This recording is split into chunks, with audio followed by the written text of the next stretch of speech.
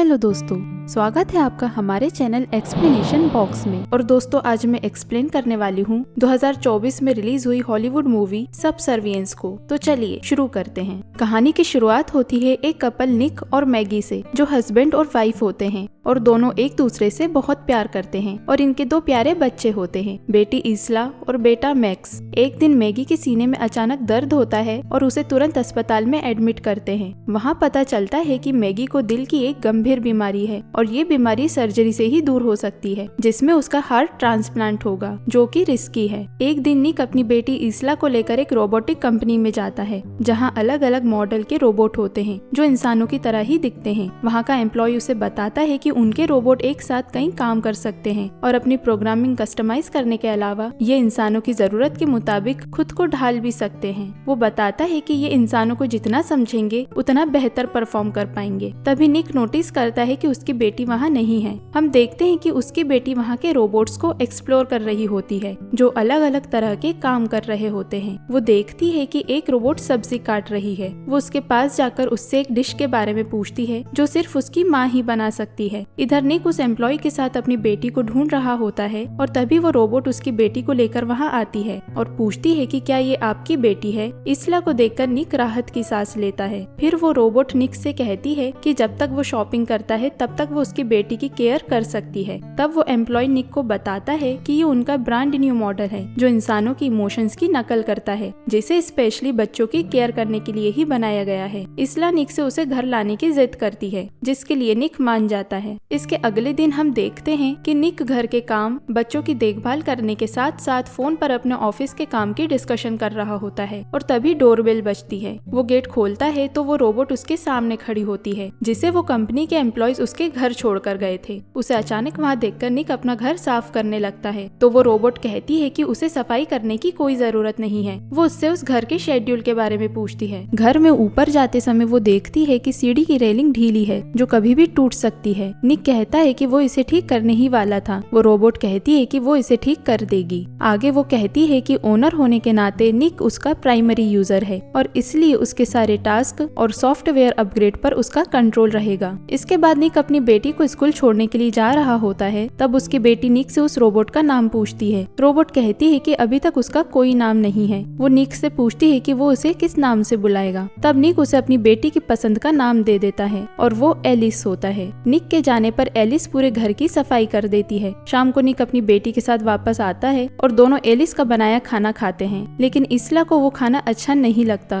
क्योंकि वो सिर्फ अपनी माँ के हाथ का बना खाना पसंद करती है। इसके बाद रात को निक अपने प्रोजेक्ट पर काम कर रहा होता है और एलिस ने खुद को चार्जिंग पर लगाया होता है। इसला एलिस से नजरें बचाकर चेयर पर चढ़कर कुकीज का जार उतारने की कोशिश करती है जो ऊपर रखा होता है। तभी उसका पैर फिसलता है और वो जोर से चिल्लाती है। उसके चिल्लाने की आवाज सुनकर निक जल्दी से बाहर आता है और वो देखता है कि एलिस ने इसला को गिरने से पहले ही पकड़ लिया था, लेकिन गिरते समय इसला के हाथ से वो जार भी नीचे गिर गया था, जिसके कांच का टुकड़ा एलिस के पैर पर लग गया था और उससे खून बह रहा था। इसके बाद निक एलिस के पास जाता है, जो अपने चोट पर बैंडेज लगा रही होती है। निक उसे मैगी के कपड़े देता है और पूछता है कि क्या उसे ज्यादा चोट लगी है। एलिस दिखाती है कि उसकी चोट पूरी तरह से ठीक हो चुकी है। अगले दिन निक इसला और एलिस के साथ मैगी से मिलने हॉस्पिटल जाता है। यहाँ मैगी पहली बार एलिस से मिलती है। इसके बाद हमें निक की कंस्ट्रक्शन साइट का सीन दिखाते हैं, जहाँ वो देखता है कि वहाँ रोबोटिक्स कंपनी के लोग आए हुए हैं। निक उस कंपनी के बॉस को अलग ले जाकर उस पर गुस्सा करते हुए कहता है कि उसने वादा किया था कि वो यहाँ के वर्कर्स को रोबोट से रिप्लेस नहीं करेगा, तो अब वो ऐसा क्यों कर रहा है। उसका बॉस उसे बताता है कि अगर उसने ऐसा नहीं किया तो उसकी कंपनी डूब जाएगी, लेकिन वो निक को रिप्लेस नहीं करेगा।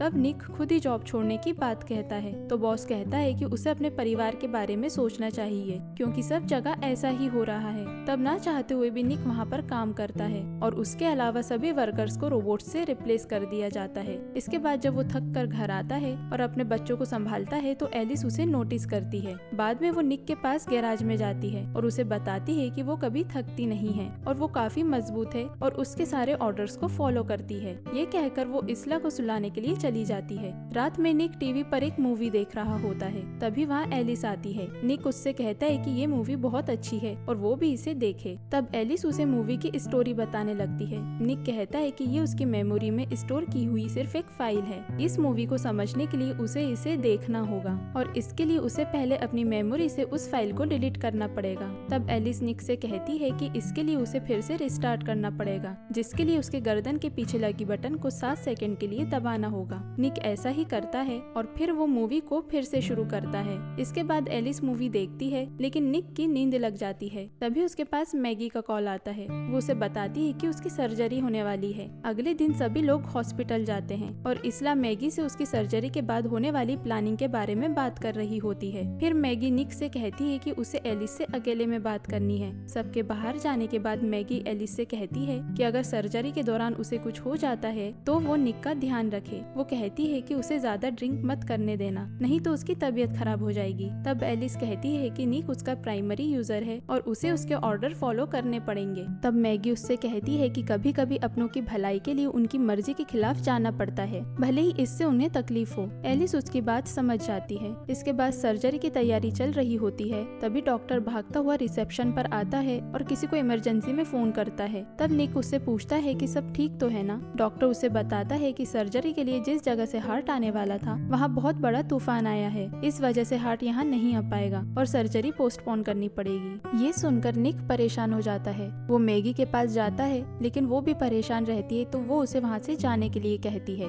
इसके बाद जब निक गैराज में काम कर रहा होता है तब एलिस वहाँ आती है और उसे बताती है कि उसके पास भी दिल है और वो इंसानों के जैसे इमोशंस को फील कर सकती है। और ये कहते हुए वो निक के करीब आने की कोशिश करती है, लेकिन निक वहाँ से चला जाता है। अगली रात को निक देखता है कि उसके फोटो फ्रेम से मैगी की फोटो गायब है। वो एलिस के पास जाता है और उससे उस फोटो के बारे में पूछता है। एलिस कहती है कि उस फोटो को देखने से इसला को दुख होता था, इसलिए उसने वो फोटो हटा दी। तब निक उसे वो फोटो वापस लोड करने के लिए कहता है और एलिस ऐसा कर देती है। यहाँ हम देखते हैं कि एलिस ज्यादातर डिसीजन खुद ही लेने लगी थी। इसके बाद निक एक बार में कुछ लोगों के साथ बैठा होता है जो उसी कंस्ट्रक्शन साइट के वर्कर्स होते हैं। इनमें से उसका एक अच्छा दोस्त मोंटी भी होता है। वो सब बात कर रहे होते हैं कि उन्हें कहीं पर भी जॉब नहीं मिल रही है क्योंकि सब जगह रोबोट को हायर किया जा रहा है। इसके बाद मोंटी उन लोगों को बिना बताए उस कंस्ट्रक्शन साइट पर ले जाता है और कहता है कि वो जॉब छोड़ने के दौरान वहाँ से अपने टूल्स उठाना भूल गया था, इसलिए वो उन्हें वापस लेने आया है। निक उसे जाने से रोकता है, लेकिन मोंटी उसकी बात नहीं मानता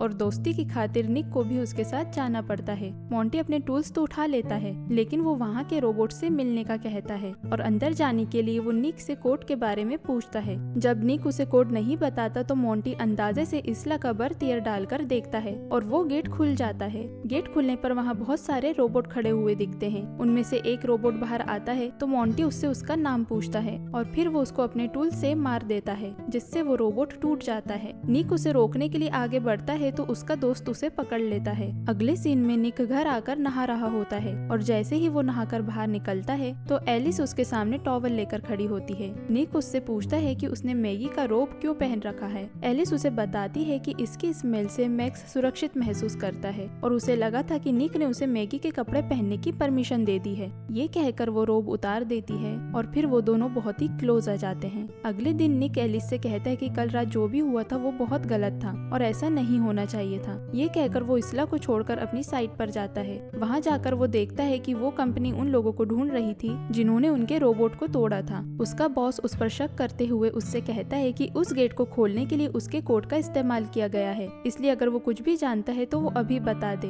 क्योंकि अगर इन सब में उसका हाथ हुआ तो उसको अपनी जॉब से हाथ धोना पड़ेगा। तभी निक के पास मैगी का कॉल आता है। मैगी उसे बताती है कि उसे हार्ट मिल गया है और उसकी सर्जरी होने वाली है। अगले सीन में हम देखते हैं कि मैगी की सर्जरी रोबोट ही कर रहे होते हैं और वो सर्जरी सक्सेसफुल होती है। सर्जरी के बाद मैगी घर आ जाती है। वो आराम कर रही होती है, तभी उसे अपने बेटे की दूसरे रूम से आवाज आती है। वो वहाँ जाकर उसे उठाने की कोशिश करती है, लेकिन टांकों में दर्द की वजह से वो उसे उठा नहीं पाती। तभी एलिस वहाँ आती है और वो उसके बेटे को लेकर वहाँ से चली जाती है। ये देखकर मैगी को बुरा लगता है। रात को मैगी सबके लिए खाना बनाती है, जिसे खाकर निक और इसला खुश हो जाते हैं। अगली सुबह इसला के चिल्लाने की आवाज से मैगी की नींद खुलती है। वो जल्दी से उठकर नीचे जाने लगती है, तभी वो अपना हाथ उस टूटी हुई रेलिंग पर रखती है, जिसकी वजह से वो गिर जाती है। ये देखकर इसला घबरा जाती है, जो नीचे एलिस के साथ मस्ती कर रही थी। एलिस मैगी को उठाकर रूम में ले जाती है। जब निक घर आता है तो एलिस उसे मैगी के बारे में बताती है। ये सुनकर निक दौड़कर मैगी के पास जाता है, जो सो रही होती है। एलिस उसे बताती है कि रेलिंग टूटने की वजह से मैगी गिर गई थी। निक उससे गुस्से में पूछता है कि उसने तो कहा था कि उसने रेलिंग ठीक कर दी है, तो फिर वो कैसे टूट गई। एलिस कहती है कि वो उसे फिर से ठीक कर देगी। रात को निक मैगी को सरप्राइज देता है, जिसे देखकर मैगी बहुत खुश होती है। उन दोनों को साथ में देखकर एलिस के चेहरे पर जेलसी दिखाई देती है। अगले सीन में हम देखते हैं कि मोंटी निक से मिलने उसके घर आता है। वो निक को बताता है कि किसी ने पुलिस को बता दिया है कि उस रोबोट को उसने तोड़ा था और इसके लिए वो निक पर शक करता है। निक कहता है कि उसने पुलिस को कुछ नहीं बताया है, लेकिन मोंटी उसकी नहीं सुनता और तभी उनके बीच मारपीट शुरू हो जाती है। मोंटी निक को बियर की बोतल से मारने ही वाला होता है कि एलिस वहाँ आकर निक को बचा लेती है। वो मोंटी को मारने के लिए आगे बढ़ती है, लेकिन निक उसे रोक लेता है। मोंटी निक से कहता है कि वो बॉस से जाकर कंप्लेंट वापस लेने को कहे, नहीं तो वो पुलिस के सामने निक का भी नाम ले लेगा। इतना कहकर वो वहाँ से चला जाता है। बाद में निक एलिस के ऐसा करने पर गुस्सा करता है। एलिस कहती है कि मोंटी उसे मार भी सकता था, इसलिए वो सिर्फ अपने प्राइमरी यूजर को प्रोटेक्ट कर रही थी। आगे वो कहती है कि अगर मैगी मर जाती है तो वो निक के साथ हमेशा रहेगी और उसे प्यार करेगी। निक उस पर गुस्सा करते हुए कहता है कि वो मैगी की जगह कभी नहीं ले सकती है, क्योंकि उसने बहुत दर्द झेला है। तब एलिस अपने गले पर कांच का टुकड़ा रखते हुए कहती है कि वो भी ऐसा कर सकती है। ये देखकर निक घबरा जाता है और अपने रूम में आकर सो जाता है। इसके बाद हमें मोंटी के घर का सीन दिखाया जाता है, जहाँ एलिस आती है। मोंटी उसे वहाँ से जाने के लिए कहता है। तब एलिस उस पर गुस्सा करते हुए कहती है कि वो नहीं चाहती कि निक अपनी जॉब छूट जाने से परेशान हो और वो उसे ऐसा करने नहीं देगी। तब मोंटी उस पर गोली चलाने वाला होता है, लेकिन एलिस उसको उठाकर पटक देती है और फिर वो उसको गोली मारने ही वाली होती है। तभी मोंटी की रोबोट वहाँ आकर उसे रोकती है, लेकिन एलिस उस पर गोली चला देती है और फिर वो मोंटी पर भी गोली चलाकर उसे मार डालती है। अगले दिन निक अपनी साइट पर जाता है, तब उसे पता चलता है कि मोंटी की डेथ हो गई है। इधर घर में जब मैगी बाथ टब में होती है, तब एलिस वहाँ आती है और बातों ही बातों में वो उसे अपने और निक के उस रात के बारे में बता देती है। ये सुनकर मैगी गुस्सा होती है और उसे गैराज में ही रहने को कहती है। जब निक घर आता है तो मैगी गुस्से में बैठी होती है और वो निक से एलिस और उसके रिश्ते के बारे में पूछती है। निक उसे बताता है कि वो उस समय बहक गया था और वो उससे माफी भी मांगता है, लेकिन मैगी उससे सवाल पर सवाल करती जाती है और उन दोनों के बीच बहस शुरू हो जाती है, जिसे एलिस सुन रही थी। तभी उसे मैक्स के रोने की आवाज आती है।